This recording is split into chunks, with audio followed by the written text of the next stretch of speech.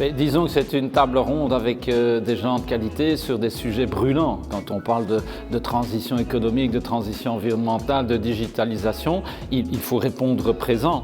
Et donc, modestement, l'institution que je représente ici se doit d'être présent dans tous ces challenges. Et donc, il faut pouvoir échanger. J'avais ici autour de la table deux des plus éminents représentants de mon actionnariat. Donc, c'est intéressant de pouvoir échanger et de voir ce qu'il y a moyen de faire ensemble pour améliorer la situation à Bruxelles.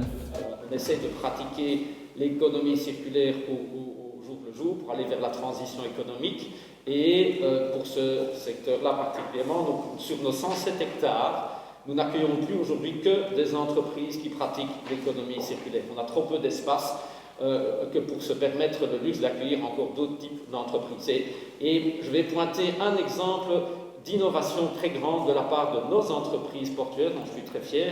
C'est un concept dans le cadre de l'économie circulaire qu'on appelle maintenant la construction circulaire. Alors la construction circulaire, elle est aux portes du bâtiment qu'occupe M. Boutin, puisqu'il voit tous les jours le désossement des deux tours du WTC, et ce désossement est un exemple très concret de construction circulaire. Pourquoi? Parce que ce sont 3 entreprises portuaires qui font le job. Alors, c'est un exemple intéressant parce qu'il est novateur, donc ça veut dire que j'ai une entreprise portuaire qui démolit les structures, qui enlève le béton, qui normalement ne devrait plus servir, mais plutôt que de le jeter, il va sur son site portuaire, il va le concasser et en faire du granulat. Et puis après, il l'amène chez un de mes cimentiers, qui est situé au bassin Vergote, et ce cimentier fait le béton qui va resservir dans la nouvelle structure du projet de ZIN.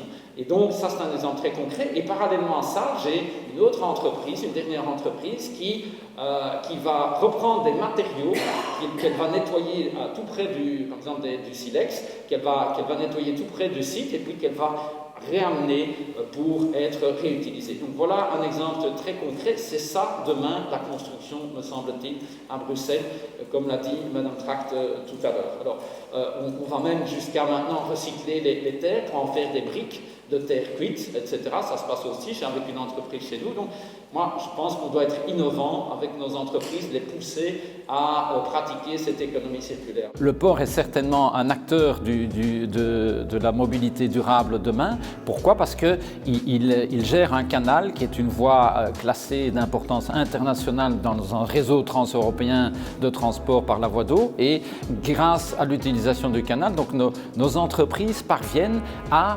éviter 621 000 camions dans la ville l'année passée. Et accessoirement 96 000 tonnes de CO2 en moins. Donc ces performances de nos entreprises sont importantes, mais on peut quand même faire mieux. Je dis souvent que le canal est sans doute la seule voie de pénétration à Bruxelles qui n'est pas embouteillée aujourd'hui.